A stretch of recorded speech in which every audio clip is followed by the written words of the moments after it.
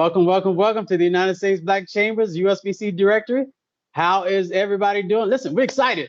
We are in Washington, D.C. As you see, I got a guest with me. I got a guest. So we're going to be doing some talking about Black entertainment, Black culture, Black business, all tied up into one. So listen, go ahead and start sharing this broadcast. Start sharing it with your friends, share it with your family. Let everybody know that the USBC Directory is live. And we are live today here at a very nice hotel, right? Very nice Conrad, hotel. yes, the new Conrad in Washington, D.C. And we are at the conference of the National Bankers Association. So as I mentioned a couple of weeks ago, this is a network of roughly 21 Black-owned banks around the country. And so it's actually been great just kind of listening to them and learning what they're doing, some of the plans for the future. We can't get into it, everything that they're doing. But if you are in the Washington, D.C. area, and you want to get a loan from a Black-owned bank, I would suggest that you actually travel here today, tomorrow, and be at the conference because you actually have a chance to speak directly to many of the bank heads. And, we've been talking for these last couple of weeks that business is about relationships. It's about knowing people. And it's about the more you know people, the more people that you know, the more you can expand and grow your business. Your network is your net worth. I didn't come up with that, but I should have. So we met each other at a conference. We're going to get into that. So we'll be talking about all that. So listen, share the broadcast, do a watch party. And again, we're going to do this. We've been doing this every week. So whoever shares the most will be getting a prize at the end of the broadcast. We'll be naming that at the end of the broadcast. We'll be making you aware who's the winner. So start a watch party. Mom, dad, brothers, cousins, friends, business owners, everybody. If you are a USBC member, please share the broadcast. Let them know that we are on, we're live, and start a watch party because there's going to be some great information. See, because it's great to have a great business, but you can have the best business in the world, but if nobody knows you there, it does not matter. So this is why we're bringing Roland out here today so they can really discuss how they can help you promote your business and make sure that more individuals are aware that you exist. So if you have not done so as of yet, go ahead and download the USBC Directory mobile app. Again, US, which stands for United States, BC, which stands for Black Chamber, USBC Directory mobile app. It is the largest Black business directory in the world. We're like Google for Black-owned businesses. So we list thousands upon thousands upon thousands of Black-owned businesses in the United States, in Canada, United Kingdom, in Africa, and in the Caribbean islands. So anywhere you're traveling, we list a Black-owned business in those areas. And if you are a Black-owned business also that would like to be listed in the directory, put down in the comments. Go ahead and start putting down in the comments that you would like to be listed. And also, if you would like to join the chamber, just type down in the bottom, join, say that you would like to join the United States Black Chambers because we're looking for more Black businesses to work with. We're looking for more Black businesses that we can help to grow. And man, it's been pretty exciting. I got some great news about a company that I've been able to bring on board here actually just a couple of days ago. So I'm going to talk a little bit about that here in a second, because that was really, really exciting for me to be able to bring a very, very, very, did I say very? You said very. Very, very large Black-owned business. Okay. And one of the largest that we work with directly. And so I'm going to be explaining who that is and what we're doing directly with them, which is great. So again, go ahead and start sharing the broadcast, and then also make everyone again aware that we are alive and that we are on, and which is great. And now down in the comments, wherever you're from, tell us where you're from. So if you're from New York, if you're from Texas, Los Angeles, if you're from Canada, in the Caribbean islands, out of the country, anywhere you are, put that down in the comments and let us know exactly where you're from and what city and state you're from, because we want to be able to shout you out, which is great. We want to be able to let everyone know that you exist. And then also, if you are a Black business owner, put down in the comments your business. Let everybody know the name of your business, where you are. Listen, this is your time to get some free promotion on us. It don't happen that often, but free promotion on us. Place it down in the comments, the name of your business, whether you're a member of the United States Black Chambers or not, but place the name of your business down in the comments. Let everyone know who you are and what you do and where you are located, which is great. So again, if you would like to join the United States Black Chambers, please join down in the comment. Please join down in the comment, which is great. So next week, so we've been waiting for this rolling out. So I can't wait for us to really jump into it. So we're getting ready to jump into it here in a second. But next week, I do want to tell you, next week, we will be interviewing Wise Hemp Company and Wise Stone Teas. This show will be called Cannabis and Tea. Cannabis and tea. So we'll be discussing cannabis. And, there are a lot of people that are still on the fence about cannabis. We don't know if it's good for us, if there are any health benefits. And then, what are the health benefits? And so we will be bringing Y. Livingston on, one of our members of the chamber in Colorado. So she comes highly recommended. And I've connected her to some of our chamber members as well across the country. And so this is a great time because I know we've been kind of mentioned it a little bit here over the last couple of days. We heard some mention of this, but if many business owners out there I've talked to that actually want to get into the cannabis industry. So this would be a great conversation to actually deal with a professional who travels the country talking about cannabis and where the avenues are for African Americans. So we are always interested in finding out where the opportunities are. So speaking of Wise Hemp Company, they are also the sponsor of the show today, so which is good. So thank you again, Y. Livingston, for sponsoring our show. So Wise Hemp is a full-service CBD product development and marketing company offering products, white label and private label, as well as consultative services for those wanting to develop a CBD business. So she helps individuals to get into the business. They offer teas and coffees and a host of products in the cannabis space. Y. Livingston is a professional speaker and a published author as well. Y. Livingston of Wise Hemp Company, LLC, and Wise Stone's Tea will be our guest again next week, next Wednesday.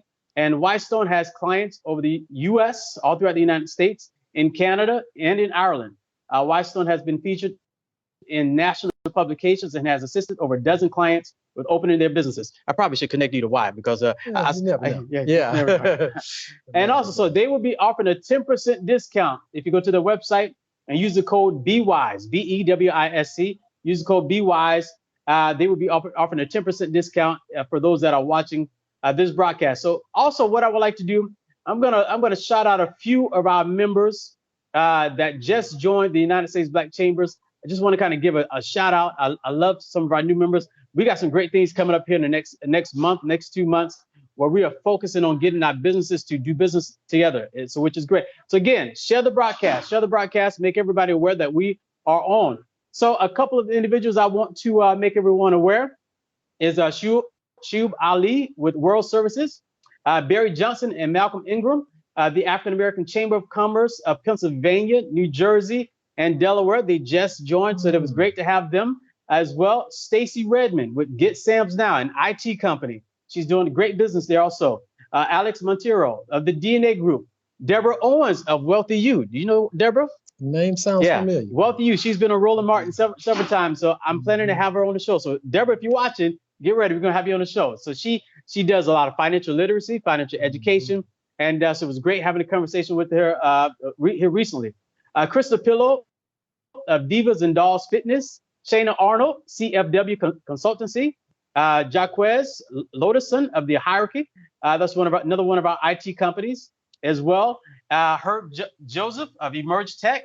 Walter Jones of Vision Builders, one of our general contractors as well, out in Las Vegas. Elena Turner of Cloth and Cord. Kerry Hall of CLH Wealth Management. So he helps individuals to grow their money. So he's one of our members of the chamber.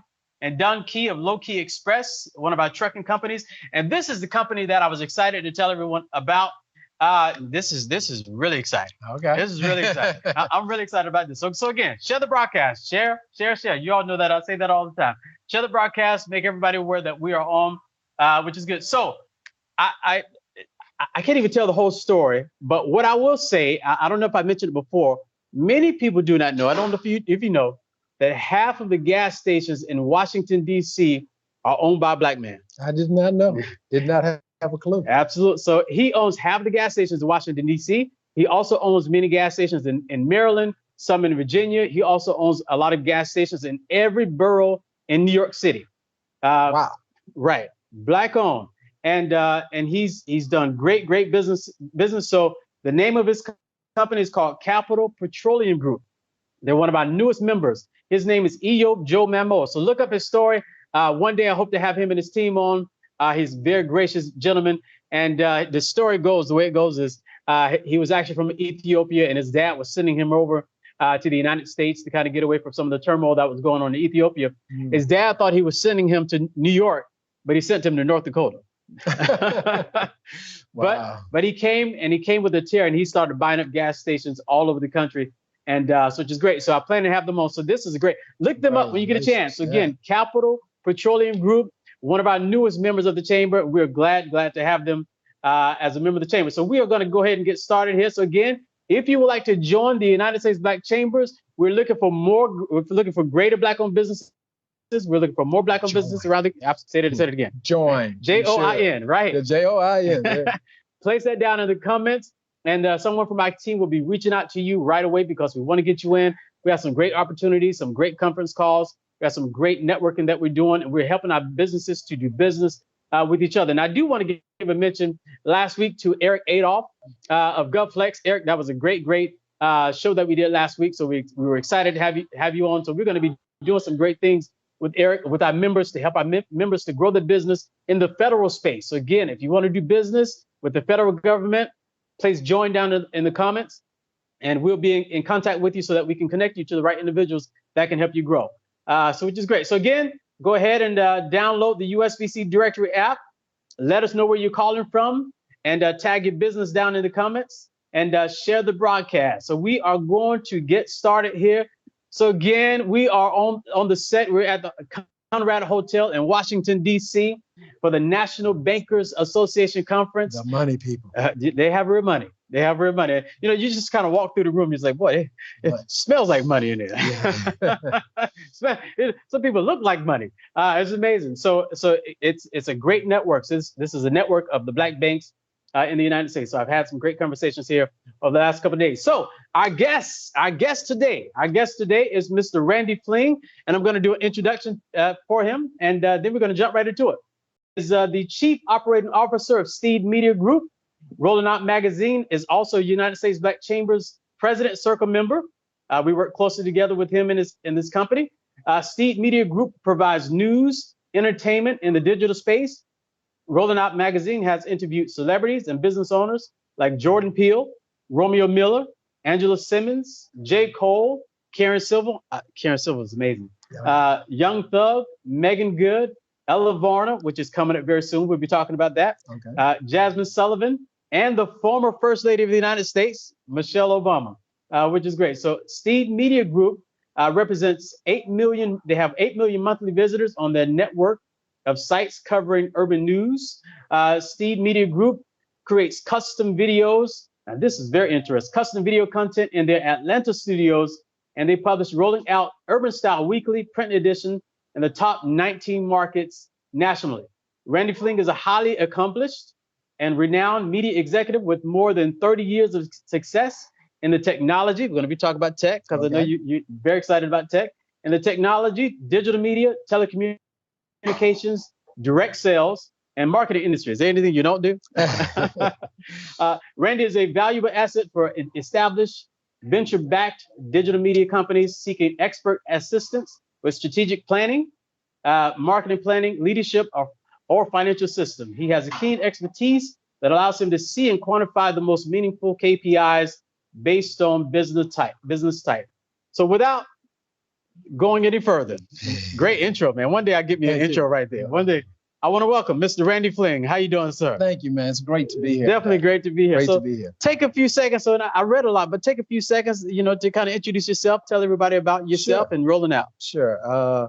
Well, again, Randy Fling. I'm a guy from Buffalo, New York. Big ups to my homies in Buffalo, who has been in Atlanta for a long time. Came to Atlanta to go to Georgia Tech, where I got my degree in engineering, and therefore there's a lot of my tech background has come up. Which I'm still very interested in. It's a new age in technology now as people create apps every day, it seems. And what I've learned is that it's a very, I'll say this up front, it's a great space for people to be in because the opportunities are very large. Capital plays a role as it does in every business, but there's an opportunity for creative people to create solutions to problems and find a way that previously just didn't exist. even before, crowdfunding and some of these other ways that people can do it. So I have been a stockbroker in my early years out of college, and done a number of things. So it's just great to be here. No, without a doubt. You've done quite a bit. Done quite a bit. Thank and you. So Randy and I, we originally met. We met at a conference. Mm-hmm. I keep telling everyone on our broadcast, you gotta go to conferences. So if you're looking to grow your business, you're looking to meet more individuals, looking to build relationships, you have to go to conferences. And as I said, we're live on the set, so you see some individuals behind. They got to book their flight. So we're live on the set. So you got to be able to grow your business, and to do that, you have to meet more individuals. So Rolling Out. So you've been with Rolling Out for 22 years? 20 years, yeah. Okay. A little 20 years. Yeah, go ahead. And you and Munson. Munson Steve, yes. And you originally met. So tell us about when you first met, how that first encounter took place. Where were you when you first met? When I first met Munson Steve? Yeah. Well, we actually did a business prior to Rolling Out. Okay. So during the Olympics in Atlanta, he asked me to help him with a proposal. That was his idea and brainchild for something with the city during the Olympics. Okay. I had a different business at that time. Okay. We worked together on that, and the city chose us because we guaranteed them the most money, which is always the most important thing.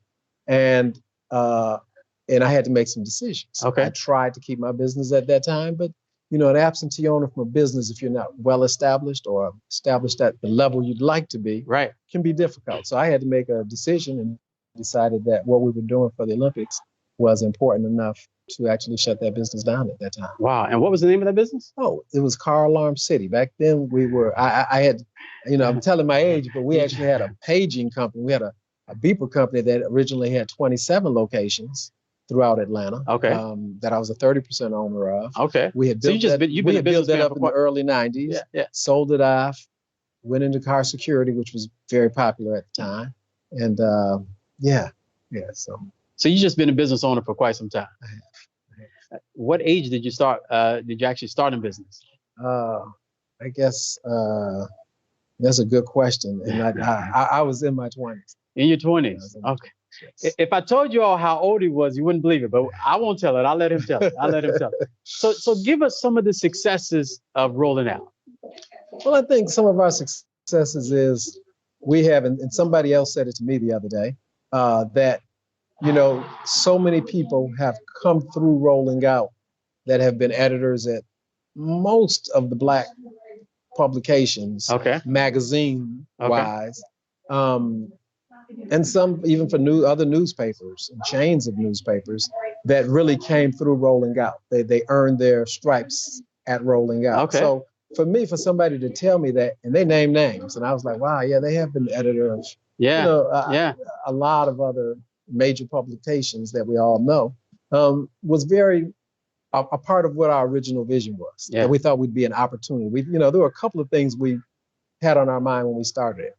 We wanted to empower and show Black people to the world. Okay. And show us for the things that we do great. We're great people, and sometimes the news, the 6 o'clock news, can show us in they don't show the whole story. Jumpsuits, right? A lot in a very disproportionate way. And so there has to be media that's fair and that shows our accomplishments every day. And as you know from being at the chamber, and just the members who have joined recently, right? There are success stories everywhere in our community. Absolutely. But many of them never get the extra shine. And getting publicity and being seen as a success is very important to people in business. Right. So, there has to be a place for that. And so we've tried to be that place. And so, every single day we're putting up stories on people in our community, whether they're in the corporate level of all the Fortune 500 companies, as well as small business owners, as well as people who, run nonprofits in that space. Yeah. I said something on one of our shows 2 weeks ago with Rodney Greenup, probably about 3 weeks ago now. Niches make riches. So you all have found a niche, and that space that nobody's paying attention to, Black urban media, black business that no one's paying attention to. You've highlighted that, and you've been able to grow your company.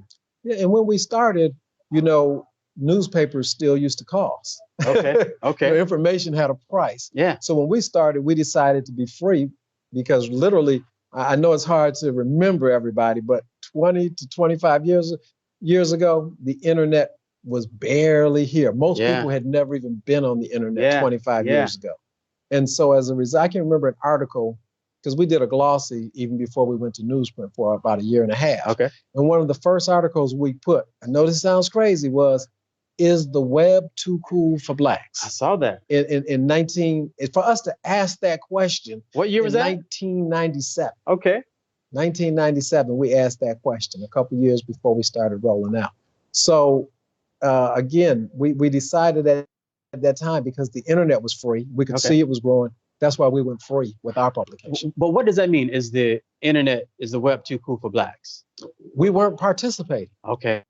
Like in the early stages. Yeah. I mean, nowadays we're social media stars. Yeah. But at that time, the digital divide was beginning. Yeah. We really weren't like using it. Yeah. It was geekish. Yeah. It's still considered geek. It wasn't cool. And so you all, you still do print now. Yes. Obviously, you showed me one of your magazines. I wish you would have brought one, but you took it out of my hand and never brought it back. No, it's another person asked for it. Well, I said, "Where's my magazine?" Oh, I'm sorry. And I have more in my briefcase that I don't have with me. It's okay. It's okay. But you still do print. So you still mail them out.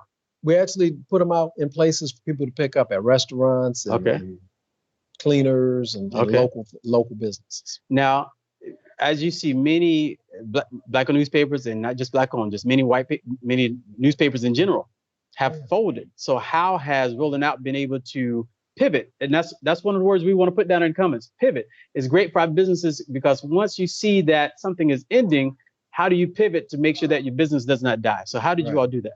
Well, we did what other people did. We went digital, but I think we went a little harder at it than some other people. And now, what year was this? When did you actually realize, okay, we need to make a transition and start to do it? It's interesting. I look back, and I want to say Google had those snapshots where it kicks you back to, and I want to say, well, it was in the early to mid 2000s. It was around 2004, maybe 3.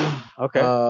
So it's been quite a while. And of course, then we didn't know what the internet was really and understand it fully by any means. So we just, some people, you start out, you might just put the newspaper on the web and say, oh, now I'm on the World Wide Web. I'm waiting people to come, And there was no Google back then. So, people couldn't find you. Over the years, you learn that it's a very different interaction online. And even as social media, that's a different interaction than people have with websites. Yeah. So, each one is kind of a different relationship that you have to have with your viewer and what people expect when they come to your site or come to your social media or look for you in print. So tell me about some of the people that you interviewed personally, because you travel all around the country. Now, I told Randy about this conference last week. If you know me and Randy, we talk all the time. Randy said, okay, I'm gonna hop on the flight. I said, so he made it. Very, very important to be here, I think, Without a doubt. Because we like to, once again, shine, show shine, and give love to the people that are important in our community. And I hope everybody here has a bank account with a black-owned bank. Absolutely. If you don't, you should, or have a credit card or some financial means. Because that money, the good thing about putting money in a bank is banks make money. Absolutely. So for every dollar they receive, they're able to loan out, I don't know what it is today, it could be 3 to 5 times that amount of money to people. And most of the banks in our community lend the majority of that money to people that look like us. Absolutely. So so every dollar you put on deposit with them, really serves a great purpose. They are FDIC insured. They're regular banks. Yeah, it's the same as everyone else. Absolutely. There were people from the FDIC here at the conference who I'm sure they were doing a lot of things, but one of the things they do is make sure that they're all insured as well. Absolutely. I mean, they are. They're very, very competent. Most of them have been around. The organization's been around since 1927. Yeah. These are not people who are taking risk with your money. They're very solid business people. Absolutely. So it's important for us to support our own institutions and for us to pour money back into our banks, because the banks help to fund our businesses, to his point. And again, after I said before in the previous broadcast, the government employs more black people than anybody else. Second to the government is black-owned businesses. So for our businesses to grow, they need money from our banks. But they need that money from you as being an everyday citizen to pour that into the bank to take out your loans from the bank as well. They make money from interest, take out loans from the bank also. And then, just to take out a loan for business, get your car, get your house with them as well. That helps the bank. And in return, the bank can help our community because they help to grow businesses, and the businesses help to grow employees. And now we have everyday people that can go back to their communities and make a difference, which is good. And let me say that should be one prong of a multi-pronged approach that each of you practice on a daily basis, which is spending money in your community at the cleaners, at the service stations that he mentioned earlier. Right. Absolutely. That our own. That's a great example. Yes. But there's some in every major city. And I know everybody on here is not in a major city. If you're in a major city, you can certainly find, when you're taking your kids to McDonald's, go to one that's owned by a member of the community. Absolutely. Or Burger King, or wherever you may go. Absolutely. There are a lot of opportunities to take advantage of and support businesses in our community. Absolutely. And if you're looking for a list of the Black-owned banks, go to usbcdirectory.com, and there's a link that says Black Banks. Just click there, and you'll be able to locate many of the banks around the country. So usbcdirectory.com. And Black-owned hotels. What is it? NAH? National Association of NABHOOD. Absolutely. You can find Black-owned hotels. Absolutely. All around the country. So which is great. So tell me some of the individuals that you have interviewed. Yes. Well, again, some of your most exciting interviews. I am more behind the scenes, so I'm not even at the beginning. I was managing a lot of the operations and those things more than I was the guy out interviewing people. But clearly, the day that I was here in D.C. and this guy and one other guy, the two of them walked over into my hotel at the Monaco, and we had the privilege of talking for a while in the lobby, and then me taking his picture and interviewing him was the most exciting ever for me. Most of you know who he is because about 2 years later, he was Mr. President. So since that time, of course, now Secret Service and all these other things, he don't know my name. But, this is not you're not calling him out, are you? But no, I have nothing to do with this Secret Service. But at that time, like literally, he and one gentleman together walked over to my hotel for the interview, and we put him on the cover. What city was that in? That was here in D.C. Here in D.C. I was at the Monaco during Congressional Black Caucus, another great networking event that I encourage people to attend if you ever have the opportunity. Okay. And right behind us, they're just working on some of the computers behind us. If you hear them working along, she's got to book her flight. So we're live. We're live on set. Live. This is where the Conrad, the new, very new, very nice Conrad. Absolutely. All right. So President Obama was one. So give me another one or who would you like to interview that you have not interviewed as yet? Wow, that's a good question. On a personal level, I would, which I didn't, I would love to interview his wife. Michelle Obama would be one of the people highly at the top of my list. I've had the chance to talk to Maya Angelou when she was still with us. Wow. And a lot of, it's amazing. I say this to everybody. People who are actors, it's amazing. We think of them in their role. Yeah. Our mind goes to the role they play on TV. But I can tell you that there are some super smart, intelligent, perceptive, hardworking people that I've had the pleasure being around the entertainment space that I've met who you see on all the TV shows. People like Brian White, who went to Ivy League College. Okay. Just the now who's Brian White? He's an actor. Okay. He's an actor. But there's a lot. There are. And the other thing I like about this business is even the people in the music business, that some of them are very, very astute, and they've been smart enough to surround themselves with astute people. I would say that in the music business, somewhat in the television, and I have a biased view because Tyler Perry is in it. Yeah. Perry Studios in Atlanta. And in Atlanta, we get a somewhat biased view of even Black business because there's so many. And we can always talk about that. Yeah. Encouraging of each other. Yeah. But I see a lot of the sort of people that surround the entertainers, and surround the stars, that they now are using and have for a little while African American people in the financial side and in the other areas of their business, which is so encouraging. I love that. It did kind of it's grown a lot more than it was 10 or 15 years ago. Now, this is you hit on such a great point because you're in Atlanta, we're in the DC area, and you travel a lot. Last year I was in San Francisco, and who gives me a call? Man, you're everywhere.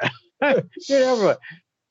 But what I've come to find out, I'm originally from Florida, and but what I come to find out here in the DMV area, just like Atlanta, you see a lot of black businesses and a lot of black people actually working together. And I was talking to one of our new chamber members here a week or so ago. He's down in Mississippi, and he was talking about being able to grow and do business. I said, a lot of people across the country really do not understand the level of interaction, cooperation, and just the way people are doing business in the DC, Maryland, Virginia area, and then also in the Atlanta area. Tell us about the climate and the culture of the Atlanta area, why it's a good place to do business. Well, I think it goes back to the history of Atlanta, and it goes pretty far back. Yeah. Like in the mid 70s, Maynard Jackson became mayor of Atlanta. He was the first black mayor there. We haven't had anybody who wasn't a black mayor since that time. And Atlanta has the busiest airport in the world. And so when they were adding maybe the second or third runway, they've got 5 or 6 now. Those are billion-dollar projects. And he literally stopped the project and said that until they put it into law and policy as well, did both, that 35% of the money would go to African-American owned businesses, that the construction would have to stop. Yeah. At the busiest airport in the world. Now that took a lot of guts, it took a lot of vision, but that's the way the law became. So as a result, it allowed a lot of businesses to build themselves during that Hold on, time. stop right there. Because he also threatened the banks, from what I remember, that if they actually did not work together with them, he would pull the money out of the banks in Atlanta. Yeah, you're probably 100% right. Because he was a bond trader. Yes. That was his profession. After he left office, he had a bond firm. We need, if you're working to go into politics today, I'm going to highly encourage you that when you get into office, be unapologetic. All right, so there was no editing. Yeah, pick up on that point that you were talking about Maynard Jackson and why he was so important to Atlanta. Yeah, I think that attitude and that brazenness and that stand of strength at that time, way back then, really empowered. And he said, I'm going to create black millionaires in this city. He said, and I don't know why anybody should be mad. There's a whole lot of white millionaires. Absolutely. We're not doing anything different than what you do. We're going to create some black millionaires. And he did. And I think from each of those people, there have been, sprouts. It's kind of been able to grow. And we're blessed to have the Atlanta University Center, which is a large brain trust of academics as well as students coming through every year who are right there, who are able to get involved and understand, the principles. See, but he did contracts. See, it starts with economics. I've been saying on every show, economics control politics, politics control economics. Absolutely. Yes. And so he realized, he understood. Again, if you're planning to go into politics and you listen to me, I'm just going to say it. Make sure when you go run for office and when you win, and if you are currently in office, we need you to be unapologetically black. And we need you to stand up because we need the most help. So we need you to go and support our people, support our businesses, and make sure that you write policy, because too many of the individuals that are in office, they're playing the wrong game. They're playing a game that does not benefit the community. So we need you to be to really go for it. So that's important. So you've been able to do that. So the culture is there. You've been able to grow.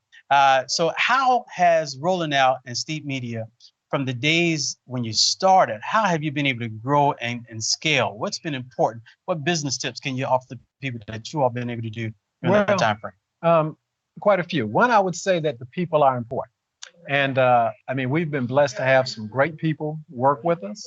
And one of the toughest parts of business is sometimes separating from some of those people that have played critical roles with you during a different time. Yeah. So, especially as businesses pivot, sometimes people's skill set and things change. So that's one of the challenges. Yeah. It's kind of the same thing that's one of the strengths, is that, we were blessed that we were there during the time when the music business was large. Yeah. Atlanta, became popular in the music industry talk about at that time. Because previous to that, it was New York, LA, Chicago, predominantly New York and LA.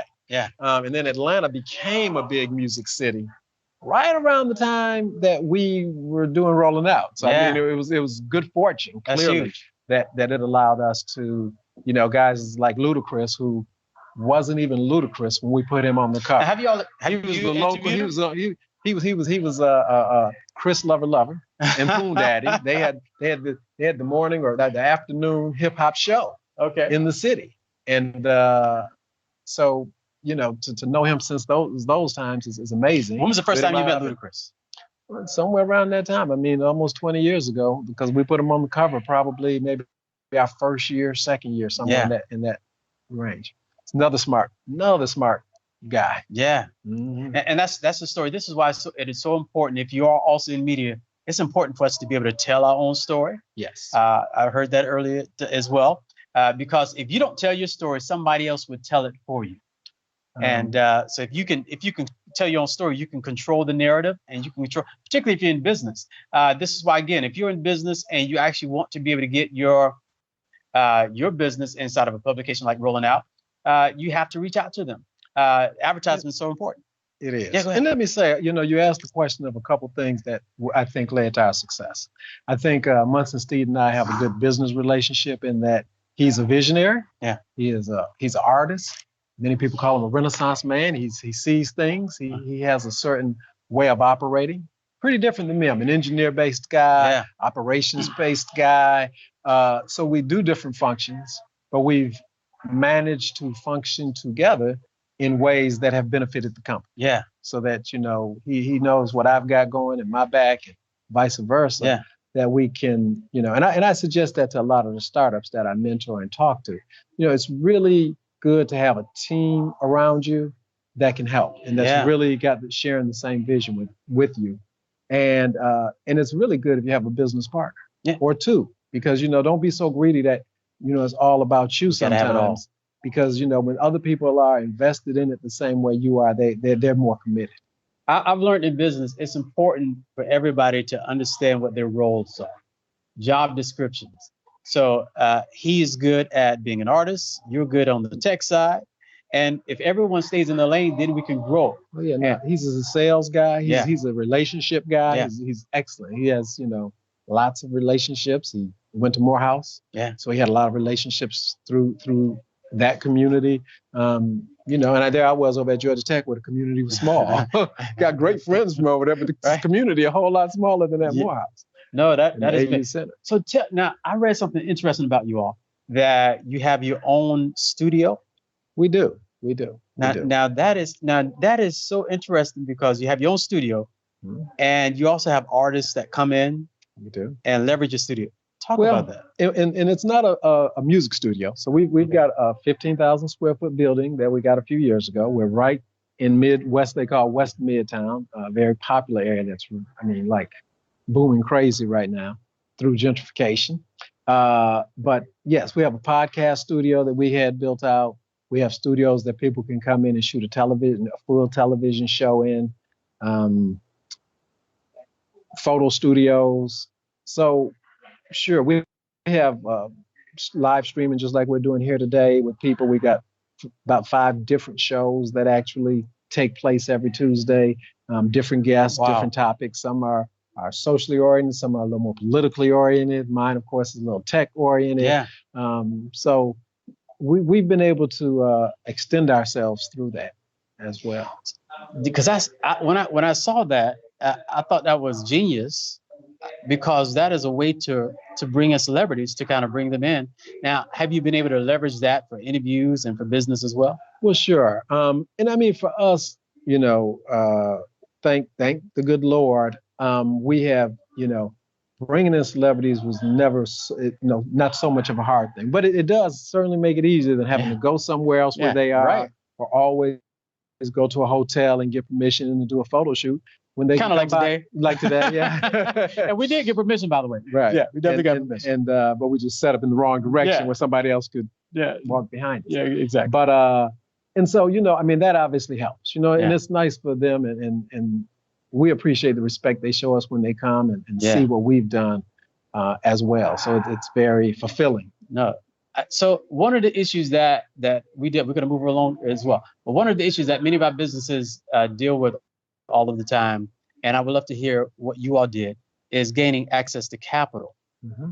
How did Rolling Out and Steve Media gain access to capital to be able to grow and to expand? Was it just personal investments from you all, or did you loans? A whole lot of that. Friends and family. Friends what and most people family. get for their first round is friends and family.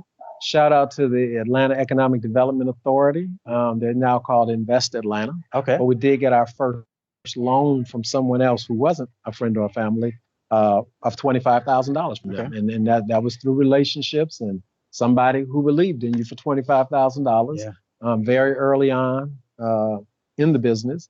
I know that's not a lot. It may not sound like millions and that's billions, huge when you first. But at the time, it was something that we certainly needed. You know, I will say that you should, as best as you can, use the vendors and suppliers that you work with. You know, it's kind of embarrassing when I tell the story in one way, but we had a printer. When we started in Atlanta, and then 6 months later, Mr. Steed says, we need to go to Detroit by the 1st of next month. Okay. He gave me a date that was about 2 weeks away. I said, I don't know any printers there. I don't know anybody to distribute the papers there. Right. What are you talking about? He's like, no, we need to make that happen. So we did actually make it happen. Okay. And in the very first week, we started with a small distribution and took the papers from Atlanta to Detroit and started distributing the paper in Detroit. But by the next week, I had a printer in Detroit, outside of Detroit. And that printer, along with our other printers, because I have a rep there. Big shout out to Jenny Yonkers, who's now since then gotten married, has probably a 10-year-old daughter, who I've never met face to face, who is not a member of our community per se, who allowed our credit to go way beyond where it should have probably. Relationships. And continuing to allow us to build that second market for us. So that was very important. And you know, when you say how do you get financing, well, when somebody you don't know lets you print, and you're printing every week, we had ended up with 7 regional printers. Okay. The bills were large. Thank you, American Express. You know, my personal American Express family, and you know, Munson's mother, my parents, my family. You know, we're both blessed that our families have supported us. So you gotta believe in. First of all, you gotta really believe in. It's because if you believe in it, then you can persuade someone else to give you those finances. But I love it because there's a recurring theme that we keep talking about every week, relationships. And so, you might be turned down by one bank, but find a bank, find someone that you can build a relationship with that believes in you and you believe in them. And then over time, you can get that access to capital, and it may take time. So I want to remind everyone, share the broadcast. So again, we're here with Randy Fling, Chief Operating Officer of Steve Media and Rolling Out. And he's, again, one of our members of the United States Black Chambers. Excited to have him here. Remember, just go ahead and keep sharing the broadcast. Start your watch parties. Make everyone aware that we are on, that we are live. And again, if you have not downloaded the app, download our app, USBC Directory. If you say that you want to support Black businesses, here at the Chamber, we have made it easier. We've made it easier for you to be able to support Black-owned businesses by locating Black businesses throughout the country with our Black Business mobile app. And again, we're like Google for Black-owned businesses. So download the app, download it right now. While you're sitting there, download it right now, USBC Directory, locate a Black business in your city, outside your city. And then also, if you have a business, whatever business that you have, place that down in the comments. We want to see who you are. We want to see where you're from, what city and state that you're calling it, that you're actually watching this from as well. Place that down in the comments. And if you would like to join the United States Black Chambers, place down in the comments, join, JOIN, place down in the comments, join, because we're looking for more Black businesses to be able to support, more Black businesses to help to grow, more Black businesses to help to expand as well. And can they list themselves in the directory as well, right? Absolutely. Yes. Absolutely. So. You can list yourself. Go on. Great question, sir. Yeah. Yes, sir. See, that's teamwork. So go on to usbcdirectory.com and click on the link that says join now. And you could join right now. You could not right now, but you can join right now today.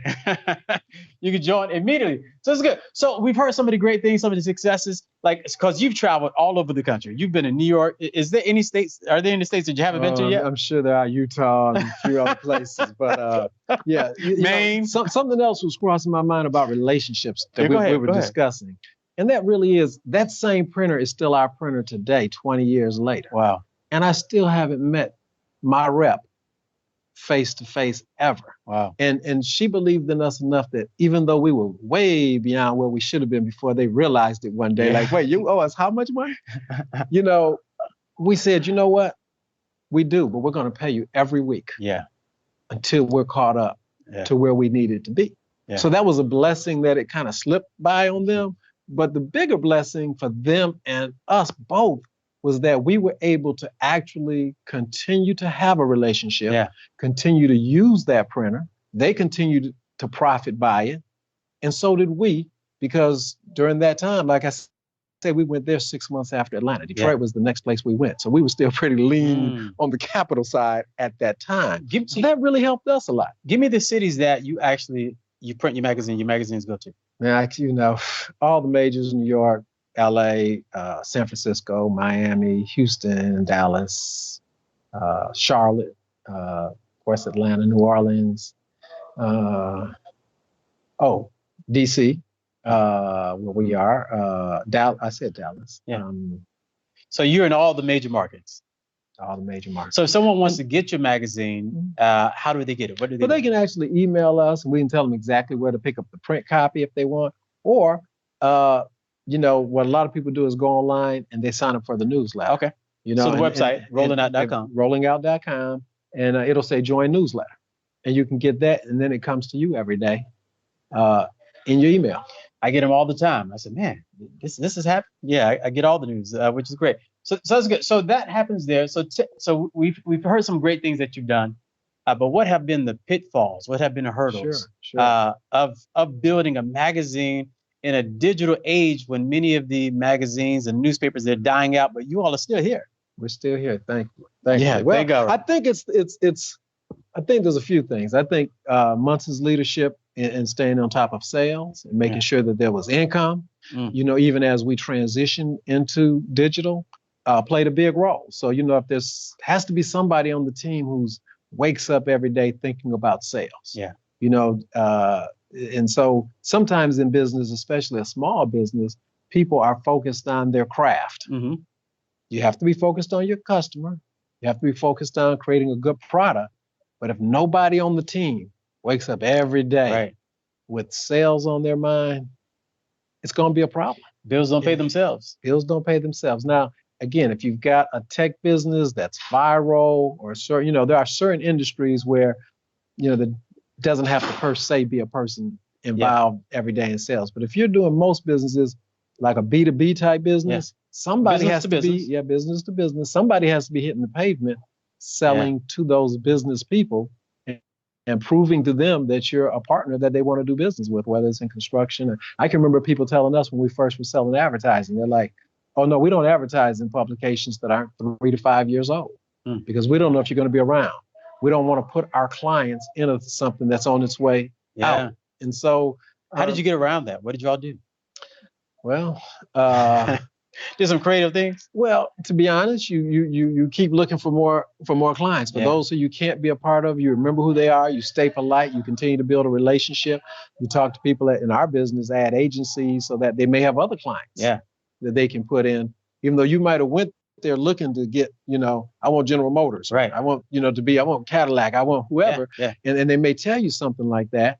You want to stay in touch with them and find out that they may have other clients that are not as, may not have that specific requirement that you could still serve.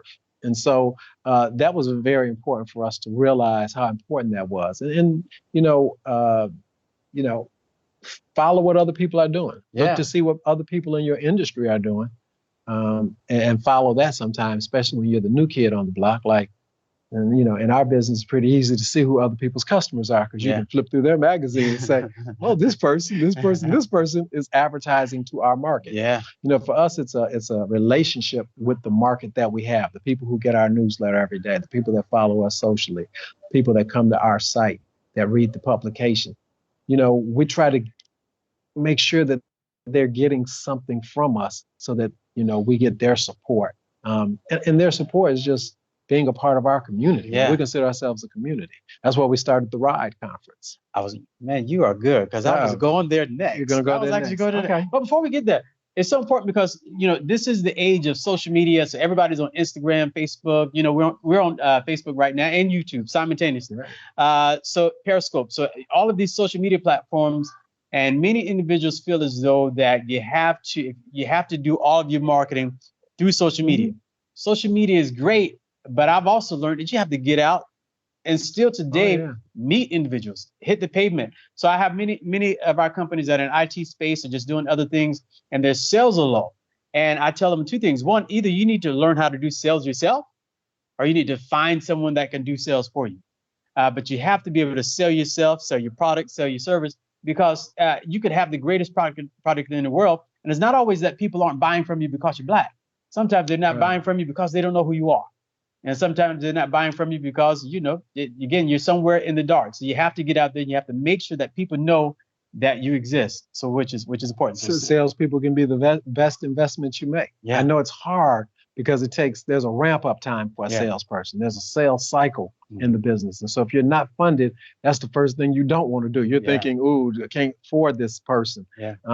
If they work for commission, I'll hire them. But most people that aren't good, right? They have responsibilities. They're responsible type of people. That might mean they have a family, bills.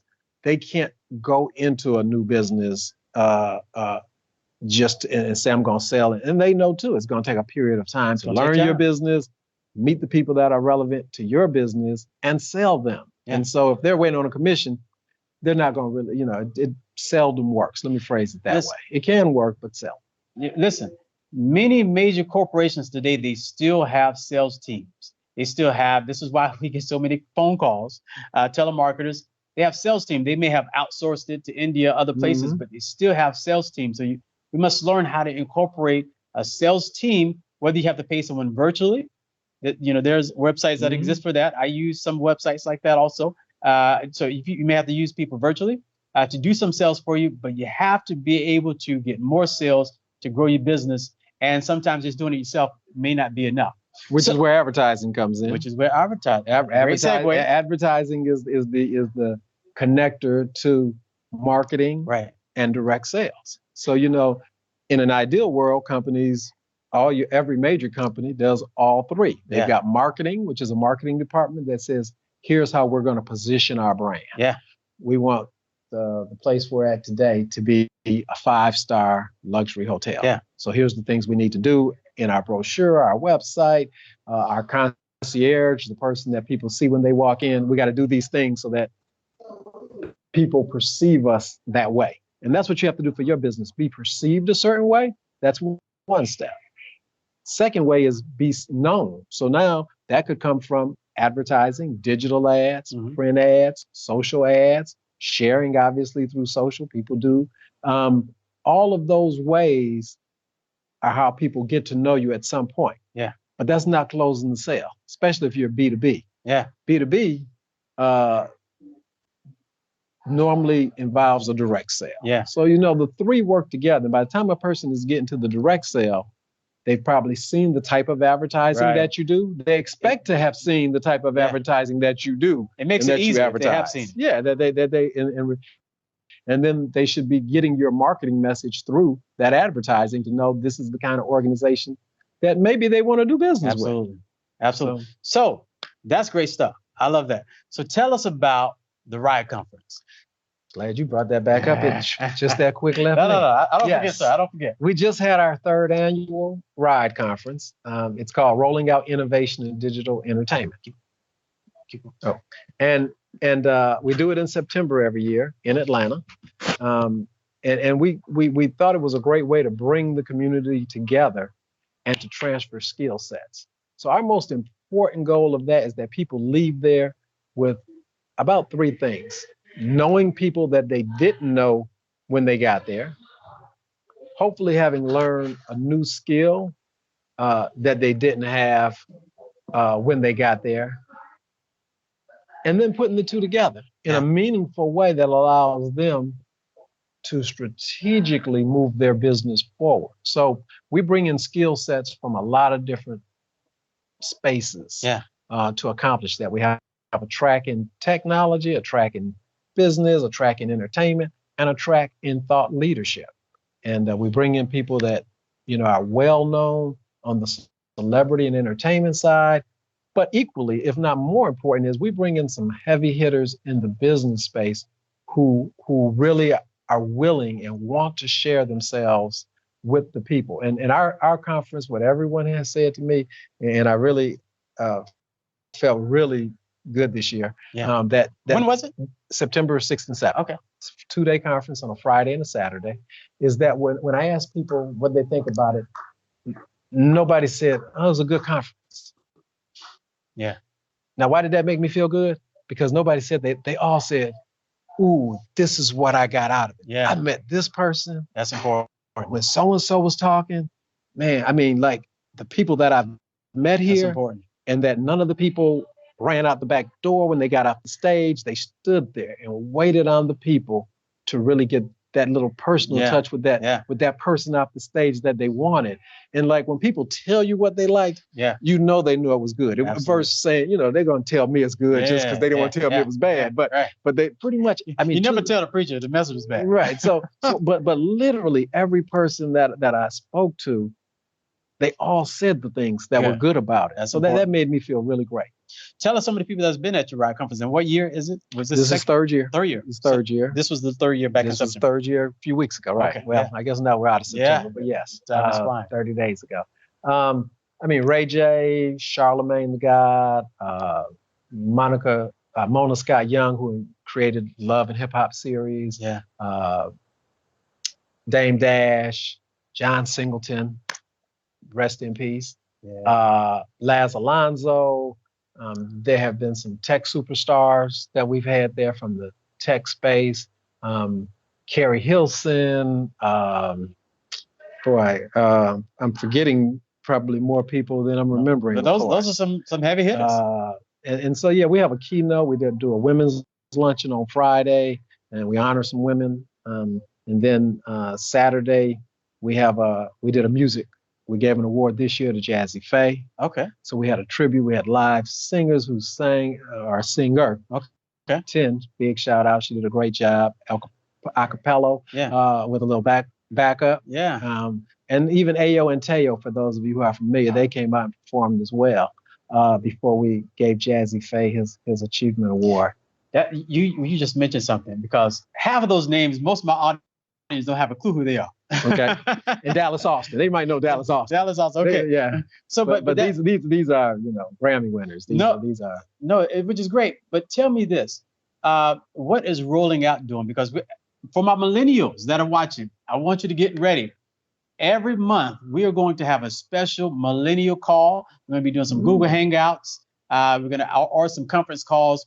But we're going to be having every month, once a month, a collection of our millennial chamber businesses around the country getting together and collaborating and doing business. As I tell everyone, I don't care about you making new friends. I care about you making new business friends. New business friends, yes. That's what's important for me. So if you're a millennial out there, put down in the comments, I'm a millennial. And because that's important, because we want to reach you. So what is Rolling Out doing to reach the millennial group? Because, and I see that the average age for you all is about 28 years old.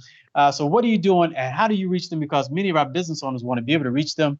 I hear a lot of talk at different conferences about millennials, how you reach them, what they want, and they got money and on and on and on. So what is Rolling Out doing to reach millennials? Well, first of all, we're letting some of the millennials in our organization grow into leadership roles and give us inspiration and ideas. Say that again. Say that. You let them do what? Let them give us ideas. Let them lead.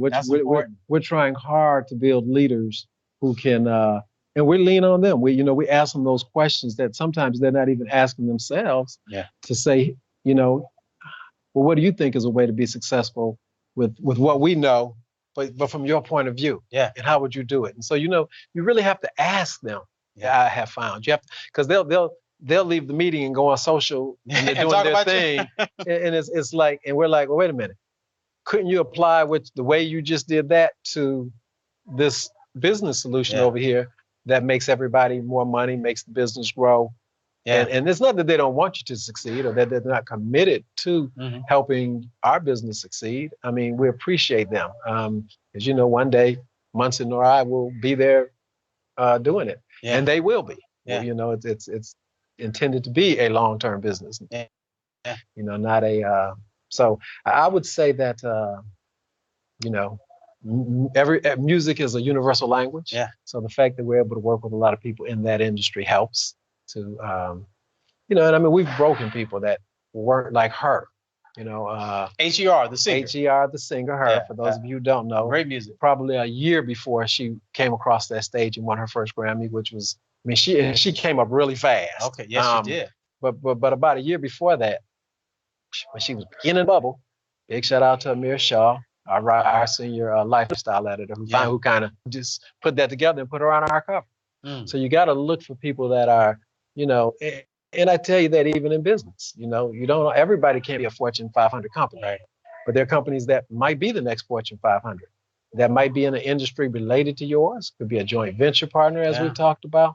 A lot, you know, don't be blind by the what someone has today. Yeah. Let me phrase it that way, because there used to be a company called Blockbuster. And I've got a thing on my desk that literally talks about the year that they were a $9 billion company, and the year that they had went to 20,000 employees. And then, you know, 3 years later, they were bought by somebody else for $100 million. And then 4 years later, they were bought by somebody else for $500 million. Yeah. And then 3 years after that, they had so many less employees. And 3 years after that, they were down to 200 stores. And a few years after that, this is such a great point. There's no more. And I you know, that's why pivoting is so important. Don't be Blockbuster. Yeah. Or Radio Shack. You know, we can go Radio on Shack. I mean, everybody went to Radio Shack had a store, for those who don't know, like everywhere. Strip malls and big malls. Everywhere. They had probably, if I had to guess, they had no less than, 3,000 stores probably in the U.S.? I mean, I don't know how many stores Walmart has today, but they had as many stores as Walmart has today. Radio Shack. But it goes to the point how we must learn to pivot.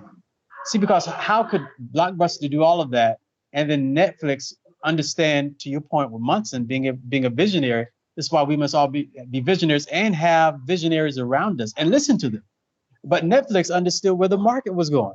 So at that time, I used to get my DVDs in the mail from Netflix. I used to mail them before they were live streamed. Right, before this, and then I used to go to 7-Eleven and get my DVDs out of there.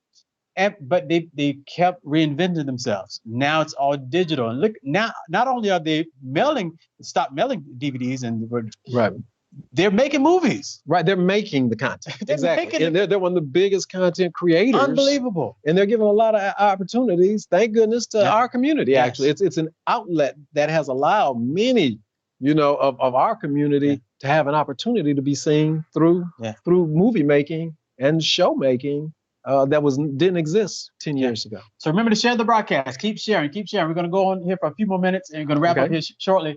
But share the broadcast and treat your customers good, because there wouldn't be a Netflix for those who don't know the story. This man was renting from Blockbuster. Okay. And they misplaced the DVD. He was renting? Yeah, he rented a DVD. Okay. For his wife. They misplaced it. Well, Blockbuster used to just keep the fees going. You kept it. They charge you every day. The late fees. That's how they made money. It was more money than the DVD was worth. Yes. And the guy literally called and said, "Hey, we misplaced this. We want to bring it back." And they're like, "Yeah, but you got to pay this amount of money." He said, "That's insane. The DVD is not even worth that much." And they literally told him to shove it and pay the money. Right. They literally, and he literally got so mad. He said he saw an opening. And he saw the opening. And that's how he started Netflix. So look it up. It's real talk. So if you're a business owner out there, or if you want to get into business, you don't have a business currently, the question is, where are the openings? Where are the openings? Where are the niches? Where are those places that nobody is paying attention to? And how can you get some individuals together to go after those openings? And solve a problem. See, what he did was solve a problem. So what I like to say as it relates to the technology. Because I got tired of paying those fees, man. Yeah. So he solved your problem. He solved my problem. People who can see a problem, every problem you've got in your life, like as you come across them, think about what a solution might be. Yeah. And if nobody's solving it, that's where most of the apps are being created. Yes. They're solving a problem, that they saw that somebody else did. Well, They saw a better way to do things. Absolutely. And many of the people leading the way in the technology space, are not engineers, they're not programmers, but they're business people who have seen a problem and realized that, hey, there's a way that if we knew this information and could have it and put it in an app, it would make it so much better for what I want to do. And I'm sure I'm like other people. Yeah. Most people are. You really are like other people, especially when it comes to a problem or something that's stopping you. Everybody wants to get past that same hurdle, a small one or a big one, but it can allow you a big opportunity, again, in this space that is so much of an opportunity for us. You don't have to build a factory. You don't have to have $5 billion and build the factory and do.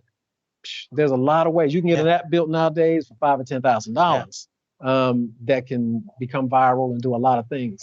I'm sure for less than that. If you really if you're a business owner out there and you're looking to grow your business, contact Rolling Out so they can help leverage. You can leverage their platform to get the word out about what you're doing. So, just by myself, I started the directory. I'm the founder of the directory.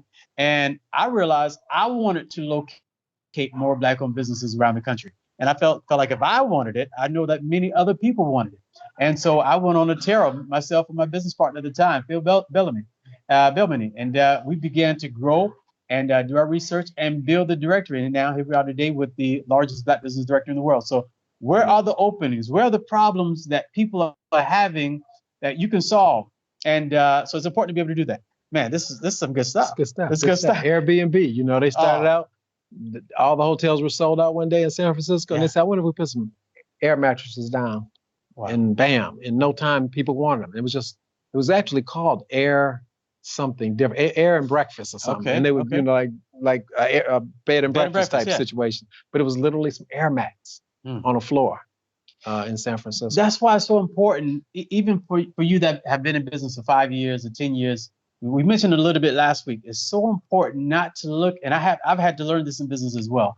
It's so important not to look at what other people are doing. Somebody that may have a company the same size as yours or same type of company who might be doing much better than you. It's so important not to look at them, not to focus on what they're doing, and to run your race and grow your business. Because if you grow it properly, you never know where you will be in the next 5 years, 10 years, 20 years down the road. That's good to do reconnaissance. You got to be abreast of what they're doing, obviously. But you don't have to compare yourself to them. Right. Because don't a lot of times yourself. We'll beat ourselves down. Absolutely. 100%. Do not compare yourself because you're not them. God did not make you the same as them. Yeah. And truthfully, you probably have talents way beyond that person. Right. But if you focus on them, you'll never, ever allow your own talents to take you where you could have gone. Yeah. So you don't want that regret. One thing I say all the time is don't be afraid to be yourself. Right. Don't be afraid to be who God created you to be. So be that person. Go after being the best you that you can be, because if you go after trying to be what, Mark Zuckerberg has done, well, Mark has already done it. He's the best at being Mark Zuckerberg. We don't need another Mark Zuckerberg. Right. We need another you, because the world needs the talents that you have that no one has ever seen before. So it's important for us to be able to grow our businesses. And as I mentioned last week, for us to pace ourselves. So it's important to pace yourself, give yourself time to grow, build relationships. Again, we met at a conference, and when I met him for the second time, because we kept bumping. Right? We kept bumping into each other. The second time, I said, "Hey, I got an idea. Let's work together." Yep. But that's what happens when you start meeting people. You build these relationships. Now you can help them to grow. They can help you to grow. So speaking of growing and relationships, right? Because if you go to our site, you will see USBC. Advertising. Yes, on there. And now they're on USBC Directory Live. There it is. Share the broadcast. So, but as we get ready to wrap up, tell me the type of partnerships that Rolling Out is looking to build right now with either other entities, other media affiliates, other Black businesses. What type of partnerships are you looking for? Well, we're blessed. We actually have some good relationships. So sometimes we do a lot of direct sales. And so we have network partners, other Black-owned sites that we're able to share that advertising with, so that we all can make money together. Wait. You work with other Black-owned companies, and y'all share money together every day. Does that really happen? It really happens. God is good. It's okay for Black people to work together. You don't have to get all the money. No, and they've treated us fairly through our ups and downs. That's amazing. So it's been great to be able to do that. And it's been great. The other thing is, obviously we're talking about Black businesses here, but a big kudos to the Blacks at large corporations who sometimes put what could be their career in a perspective of other professionals at these companies, because we get more advertising from large companies than small, obviously. But it's because of the relationship that you have. Yes. They might look like you. They might look like us, and understand that it's important that their Black media continues to exist. Because without Black media, hats off to the NNPA, which is the National Newspaper Publishers Association, been around for maybe 100 years or whatever, that represent the daily newspapers. Please support the people in your market. There's and if you work at a corporation, for some of you who are getting your side hustle on, does the company you work at support Black-owned media so that our voice can be heard, so that we're not silenced, we're not scared to not publish a certain story, because if we might lose that one advertiser, it might put us in jeopardy.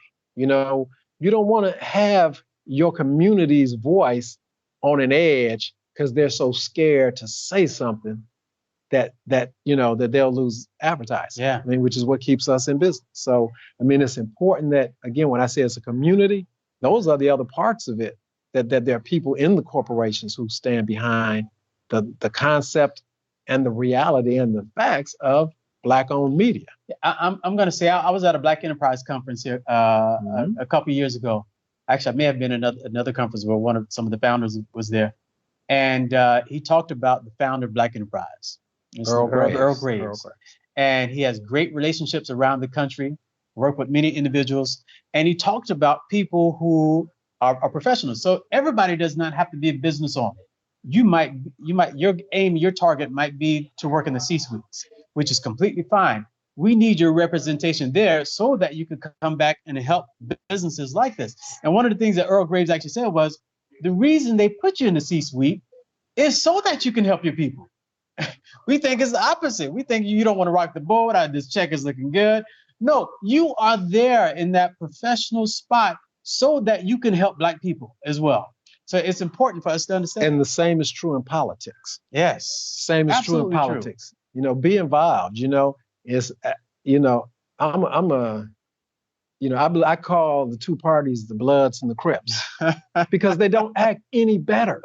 They generally don't act any better than the Bloods and the Crips. They simply are fighting against each other because they're the other party. Because it's the other party. Yeah. And we need politicians who stand for what's best for the community they represent. Absolutely. And I don't care if they're a Blood or a Crip, in this case, Republican or Democrat. I don't care. If you're a person who has my community's best interests at heart, that's who I'm going to support. And that's who you should support. Be a thinking voter. Vote every time. Absolutely. But be a thinking voter, not a sheep. That is such a great point. I love having feet off each other, which is good.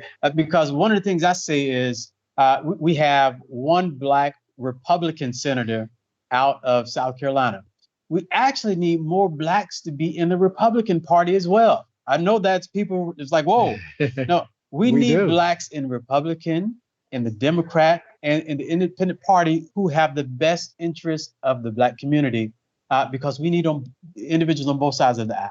We don't have to just be in one side of the aisle. Yeah, it's kind of like companies that maybe have done things against our community. Yeah. Or that, have gotten a bad publicity, man. Yeah. Such and such bank redlined for years. Yeah. They did these things to us. But if there's nobody there at that organization to look in their face and tell them why you need to change, or to have been there ahead of time, to have stopped H&M from saying monkey on the Black model shirt. Yeah. And that's the difference in diversity and inclusion. Yeah. It was a diverse ad, but it was not inclusive. It was not inclusive because they obviously had nobody on the team who was Black, because they would have known what we all saw when we saw that ad. So I think so it's important that we have people in all parts of government and business that are diverse and that are included, and that are included in the decisions being made, because protesting against XYZ company is not as That good only as goes so far. it only goes so far. Yeah. If XYZ company would have done the things to avoid that and to help our community ahead of time, they could have avoided it. Yeah. But they didn't have nobody sitting there with them who they believed in, trusted, and was professional to help them, reach the community and not just sell to us, but actually understand what it means to support our community. Or, and so if there was nobody there, we're going to keep fighting the wrong battle. That's why I say two things to that. One, this is why it's important for you, black men, black women, to grow your business, build your business, grow your business, expand. Also work together with other companies, work together with other black-owned companies, and grow as a collective. So that is important. And then the other thing is, I was watching Tamron Hall the other day and watch a new show. Actually, she was being interviewed actually by Roland Martin. And she talked about how she was a news anchor. Mm-hmm. Oh, yeah. And at the time, they wanted her to read the description. Someone who had broke the law, black guy. And she said, well, the individual is 6'2", and he wears 195 pounds. That was all the description that she had. She said, I'm not reading that because that could be my uncle, my brother. That could be any of them. That could be my dad. And that gives some individuals rights to just go and harass anyone.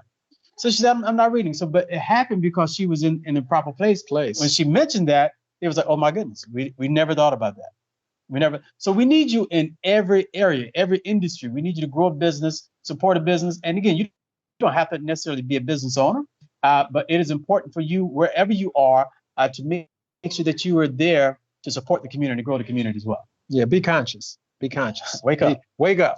Realize that you're black, born black, gonna die black. Absolutely. Now, whether or not you want to, again, from inside a large corporation, inside a small corporation, or as a business owner or an independent person, know that your well-being long-term is tied to the rest of us. Absolutely.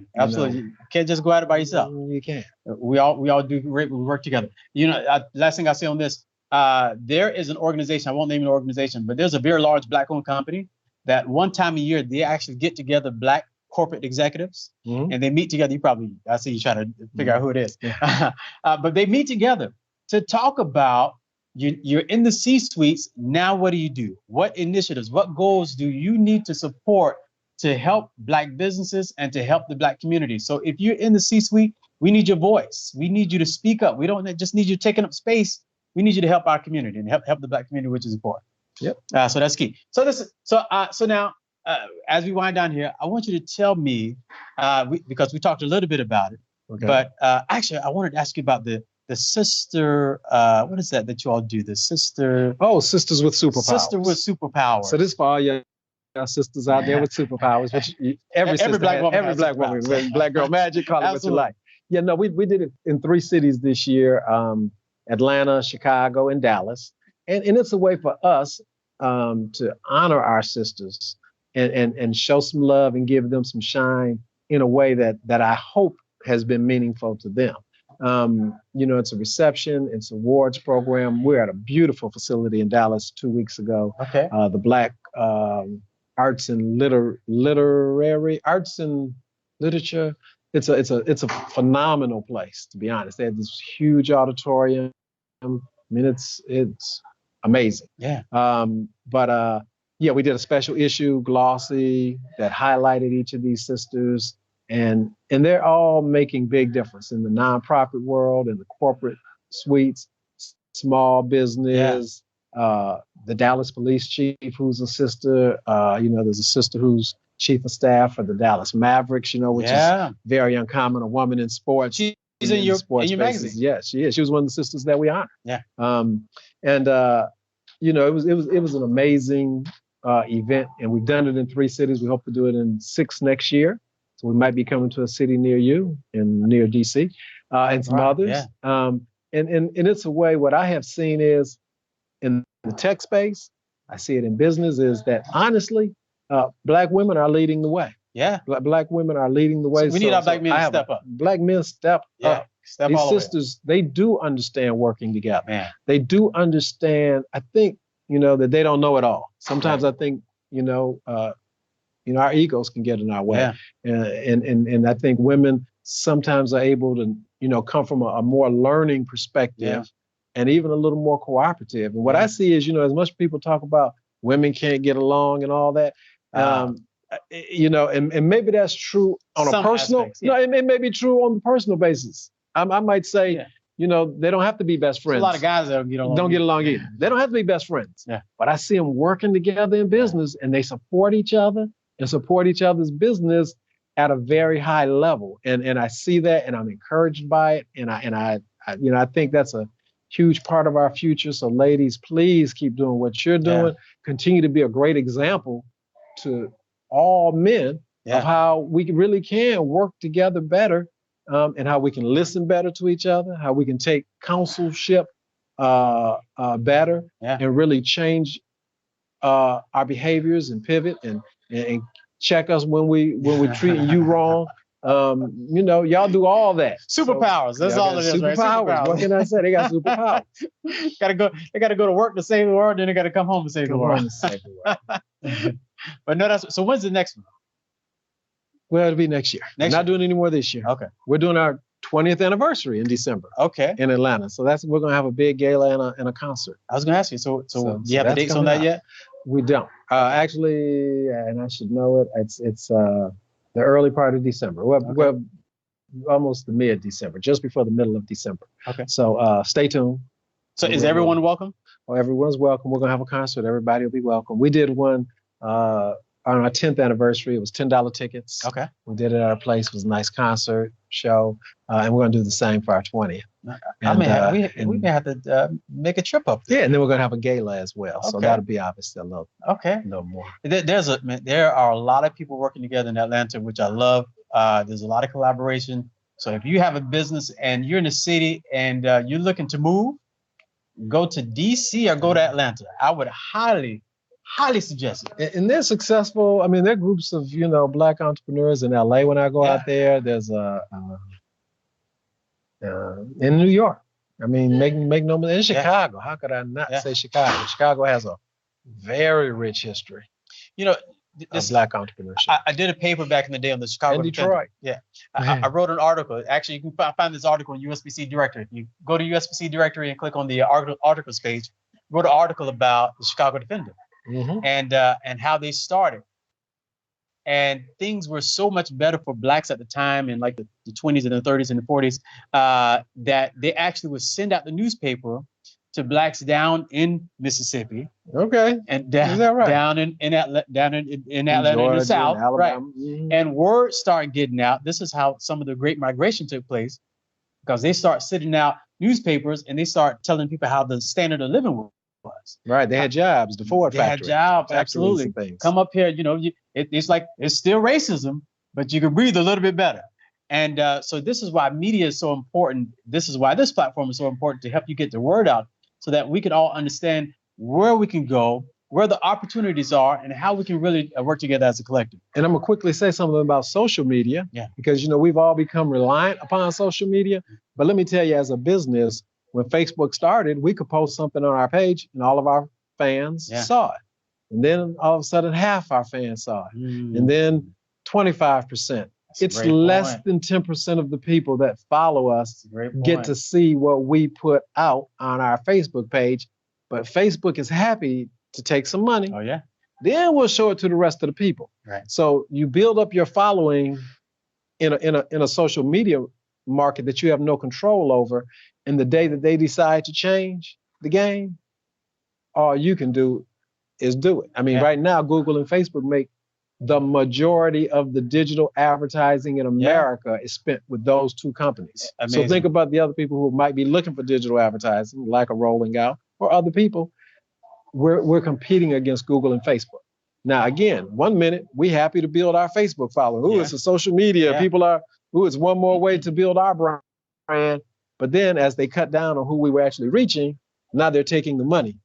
So I just keep your eyes open. Stay aware as those trends happen. And particularly if you have a product or service, it doesn't matter.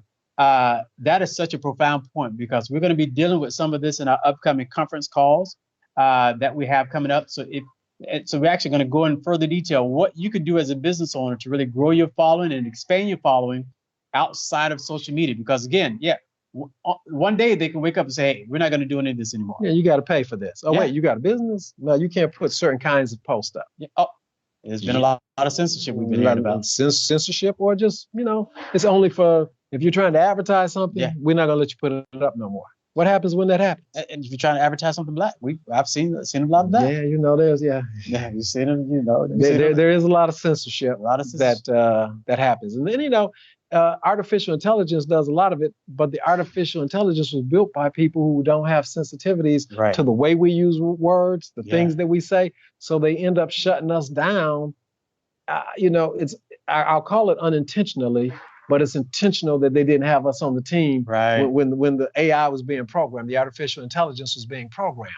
And so because of that, artificial intelligence is as biased as the people who create it, even though it's a computer doing it. Yeah, and they believe that their bias isn't in it. And so people think, what's the computer said? Yeah. No, the computer didn't say it. The computer was programmed to hear certain words, certain things, see certain things, and think of it in a certain way, because the people who programmed it believed or had that set of beliefs. That's such a great, and we got way off topic, but it's such a great point, because this is why it is important to support organizations like ours, the United States Black Chambers, and even organizations like Rainbow Push, because to that very point, next week they're in Atlanta for their conference. How about Peachtree that? Street Project. Say it one more time. At Peachtree Street Project in Atlanta, please come.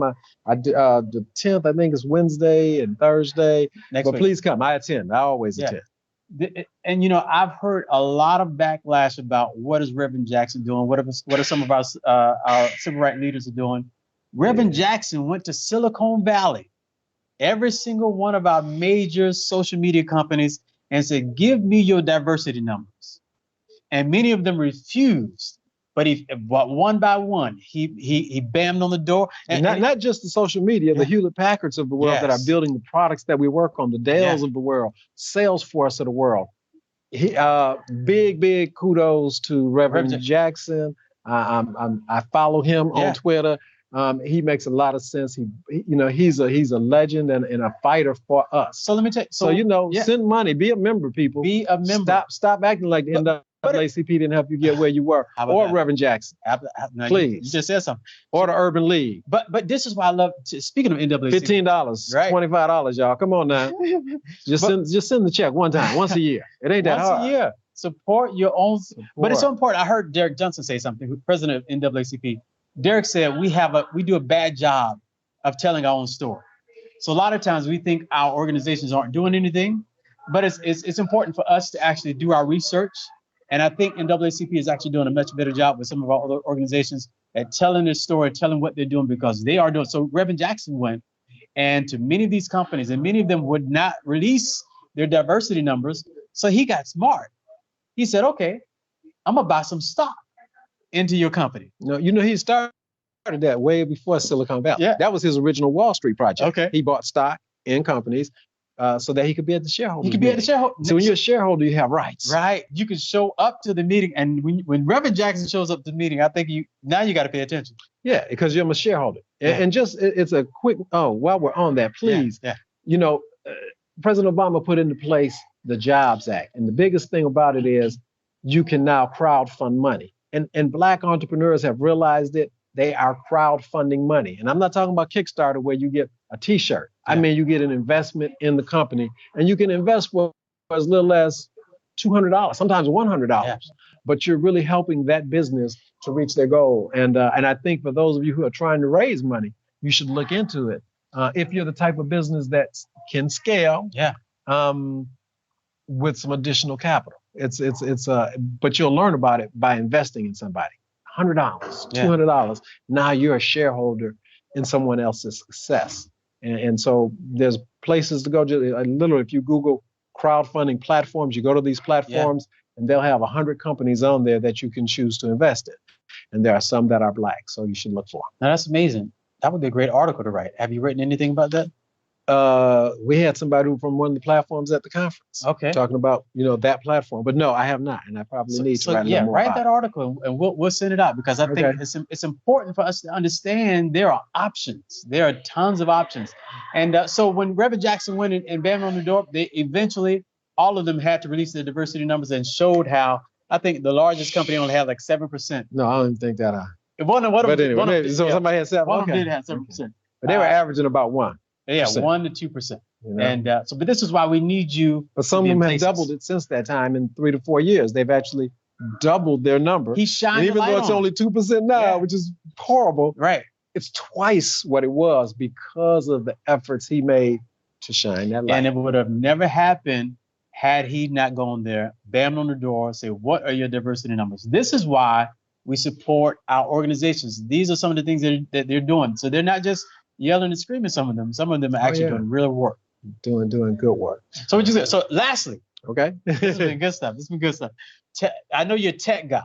Yeah. So outside of rolling out and everything else, tell me about tech, what you're doing in the tech space. And I've invested in a couple of African-American tech businesses. Okay. You know, I've done one through crowdfunding where I've put in a small amount. Sister, who I think is going to be phenomenal. So y'all look for Popcom, POPCOM. Okay. She's working with artificial intelligence and software in kiosk machines. Okay. And she's working with the world's largest manufacturer of kiosks, but it'll be her software that'll be doing certain things and allow additional data collection and first party data, because data controls the world now. If you know enough information, you can figure out a whole lot of things as it relates to business. There's a company in Atlanta, some gentlemen and I got together. We're built on Salesforce. It's a B2B play that I think is exciting. There's some, for me, it's exciting to meet the people that I've had the pleasure of meeting with, things in the medical space that are going to make our lives much better. Black people, in the space of music, who are actually creating apps so people can get their rights. Sister came on my Tech Tuesday show and she was like, that there's wait, when did your show come on? How can people get to 1 o'clock on Tech on Tuesday? We live stream on Facebook, rollingout.com, Facebook. Every Tuesday at 1 o'clock Eastern Standard Time. Eastern Standard Time, okay. Correct.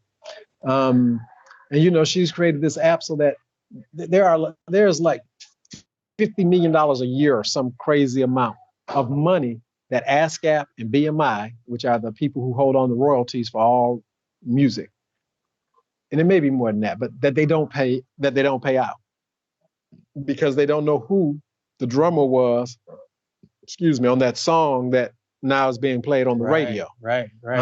And what happens is with musicians, they're in the studio and they don't know that 2 years later, their sample becomes part of something else. But she's created an app so people can just, I can't think of the name right now, so I apologize. But if you're in that space, look it up. Yeah. There's a sister in Atlanta, and she was in beta a few months ago and has actually released now. But it allows people to just, do it right there at the studio that day. Yep, and it actually uploads the sample so it can be tracked. And they know for you to get your money when the time comes. That's amazing stuff. And so no matter where it goes, she can track. You can track the. Well, what happens is it's registered through BMI and ASCAP and all the people that are going to pay you money, even if it becomes part of something else later. It gives you a record of it and a way to get paid. And you might have moved somewhere in between, but everybody keeps a little app. Even though you might not have used it, but now you're still a musician. 2 years later, all of a sudden they're in the app. They're notifying you because it's still your property. Even though you've separated from it, but it's your property. Yeah. And so they help you hold on to your. These are things that she saw because her husband was a musician. Mm-hmm. And wait, you don't have no contract. You don't know what percentage you're going to get of that. Right. And that's real important if that song gets big. Right. Absolutely. People. Again, people are solving a problem that they see has nothing. She was not an engineer, had nothing to do with being technical or a programmer or any of those things. It's just, bam, here's a way to solve. That's huge. Solve a problem. All right, so wrapping up here, that's amazing. That's amazing. It's a lot of great Black minds doing a lot of great things around the country.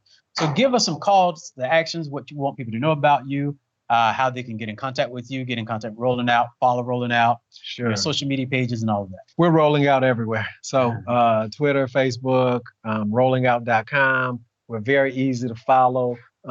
We just want you to be a viewer and a reader of our media. If you have a business, we're happy to work with you on advertising. Obviously, that's how we stay in business. When you're in Atlanta, come say hello. We do have a studio. If you need a place to shoot professional photography. So they don't have to go to the Tyler Perry studios only. They can go to Rolling Out Studios. Rolling Out Studios also, exactly. So keep us in mind. Watch our shows on Tuesday, our live shows. We got Sucker Free with Rashad Ritchie. He's on the local CBS channel. He's also on radio. He does talk. Ritchie, yes, he's sir. got he's a doctorate over there.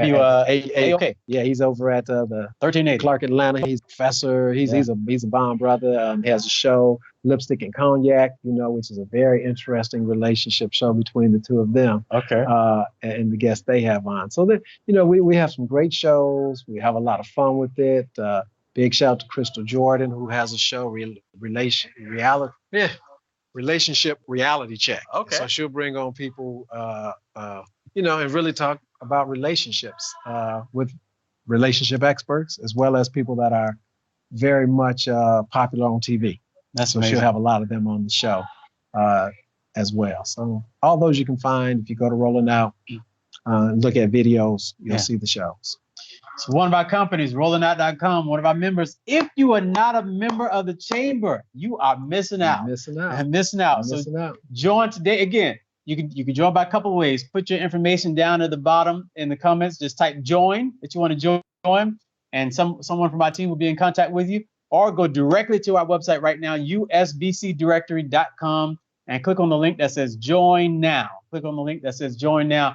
We want you. We want you as a Black business owner, no matter where you are. You can be in Montana, Canada, no matter where you are in the United States or outside the United States.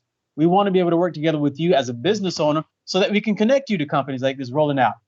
The more we work together, the better we are. We can help to grow each other's business, expand, and help each other to really really do what we want to do in business, which is extremely important. So join today. We want to be able to absolutely JOIN. I love that. We want to be able to highlight your business. We want to be able to bring you on one day and talk about the successes of your company, and also connect you to many of our other members around the country as well. Some of the things that we do, some of our membership benefits is we automatically list you in the United States Black Chamber's business directory so that individuals can find you. They can find you and locate your business to do business with you.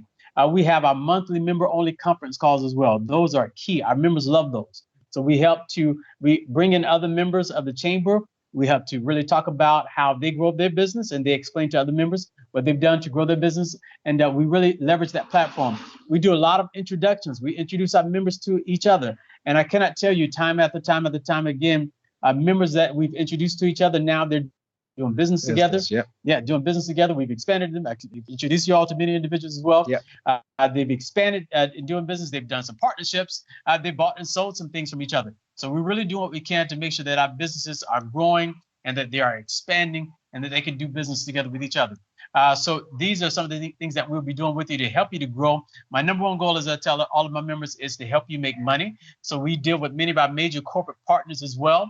And just yesterday, exciting call, a major company that's one of our corporate partners called me up, said, "Hey, Brian, we need a contractor. We have some issues with our floor, and we need it like next week. We're about to go live next week." He's like, "Do you have anybody?" I immediately because I know someone I'm going to go to who's a member. So I immediately called up one of my members. He does about $60 million in revenue. I called him up immediately. I called him. I said, "Hey, I got a job for you. Can you do it?" He looked at it. He said, "I can do it." I connected him to that major corporation just yesterday. So these are some of the things yes, sir. These are some of the things that we do with our members to make sure that they're doing business together. So we've connected members to do business with Walmart. Some of our business owners are just doing business with each other. One of our companies that we didn't have anything to do with, one of our companies is doing business in 3,000 Sally Beauty store locations. So, and they're out of Atlanta. Okay. You guys know who you are, so it's time for y'all to come on the show. I'm not going to give your name out now, but you got to come on the show. Come on the show. You got to come on the show. But some of our members are doing some amazing things. So if you are in business, it's because sometimes when we're in business, we feel like we're on an island where nobody else understands. Sometimes your spouse don't understand. So this is a great network of individuals that you can begin to join together with, who understands the plight and understand what you're going through, so that you can begin to partner, do business together, and also just learn. I sent out an email last week to one of our newer businesses, and I emailed. I said, "Hey, you have a product. I'm going to send you one of our conference calls that I think that's going to be perfect for you. I sent it to her. She listened to it. The very next day, she said, "Oh my gosh, that conference call was so amazing. I felt like that was all the value I needed out of the membership just from that." Just from that. No, they're good calls. I've gotten a lot of value out of the conference calls too. Yeah. I can say that. And we only bring in other members that are individuals that are members of the chamber because we got multi-million-dollar companies. Yep. So why go outside of the membership when we have great companies? So we have some great ones coming up here sometime soon. Where we will actually be doing $1 million roundtable with all of our companies that are doing $1 million or more. We will be doing a conference call just with you all so that you can partner together, grow together. So stay tuned. We'll be sending out an email. So if you're $1 million company and you want to be on that conference call so that you can partner and you can learn from other companies as well, place down in the comments, join.